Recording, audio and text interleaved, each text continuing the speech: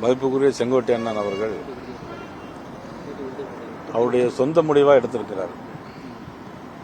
இப்போ அவர் எங்க கட்சியில இருந்து போயிருந்தா அதில் நாங்கள் அதை பற்றி நாங்கள் கருத்து சொல்ல முடியும். அவர் இன்னொரு கட்சியிலிருந்து இன்னொரு கட்சிக்கு போயிருக்கார். அவருக்கு 50 வருடம் அனுபவம், 8-9 முறை சட்டமன்ற உறுப்பினர். அவர் ஒரு முடிவை எடுத்து ஒரு கட்சிக்கு போயிருக்கிறார்.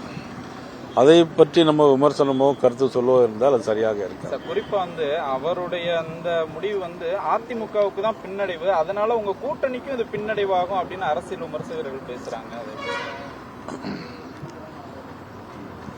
1972 புரட்சித் எம்ஜிஆர் கட்சி ஆரம்பிச்சார்.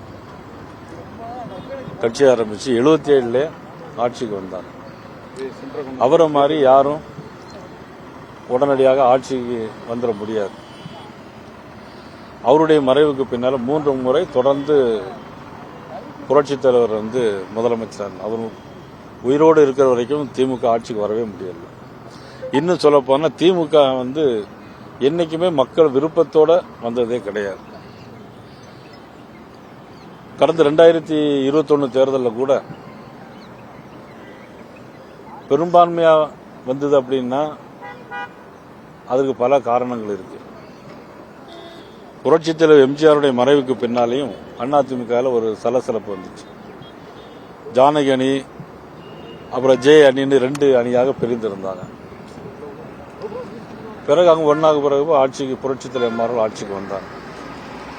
புரட்சித் தலைவருடைய மறைவுக்கு பின்னாலேயும் ஒரு சலசலப்பு வந்துச்சு. அப்ப பாத்தீங்கன்னா பாரத நரேந்திர மோடி அவர்கள் தமிழ்நாட்டில் ஒரு நல்ல ஆட்சி வரணுங்கிறதுக்காண்டி எடப்பாடி அவர்களுக்கு சப்போர்ட் பண்ணி திரு எடப்பாடி அவர்கள் ஆட்சிக்கு முதலமைச்சராக இருந்தாங்க. இப்போ இந்த தேர்தல் வரும்போது இன்னொரு சலசலப்பு வந்திருக்கு. இந்த சலசலப்புனால இது அதிமுகவுடைய உள்கட்சி பிரச்சனை. பட் இதனால எங்களுடைய கூட்டணிக்கு எந்த பின்னடைவும் நிச்சயமாக வராது.